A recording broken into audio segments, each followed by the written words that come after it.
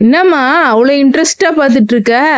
இல்லடி, பிள்ளைய கட்டி கொடுக்கணும்னா கார் கொடுக்கணுமா, வீடு கொடுக்கணுமா, பெரிய ஹாஸ்பிட்டல் கட்டி கொடுக்கணுமா, இவங்களுக்கு எல்லாம் செஞ்சு கொடுத்து பிள்ளையும் இவங்க கிட்டே கொடுத்துடணுமா?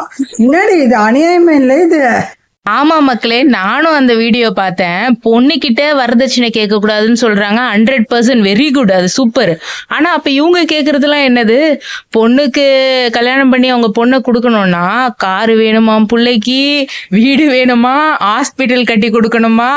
அதாவது ஒரு புள்ள வேலைக்கு போகணும்னா 20 வயசுல வேலைக்கு போவோம், 25 வயசுல கல்யாணம் பண்ணி கொடுக்கும்போது எப்படி பிள்ளைகிட்ட இவ்வளவு வரும்? அப்ப இவங்க அவங்க அம்மா அப்பாவோட சொத்துக்கும் சேர்த்து ஆசைப்படுற மாதிரி இருக்கே. இதுவே வந்து ஒரு மாப்பிள்ளை வீட்டுல இது மாதிரி பேசியிருந்தாங்கன்னா இது பெரிய ஒரு வரதட்சணை குடும்ப அளவுக்கு இது பெரிய லெவலா இப்ப பேசப்பட்டிருக்கோம். பட் இதை பத்தி யாருமே அவ்வளவு கண்டுக்கல, இதை யாரும் அதை எடுத்து பேசவும் இல்லை.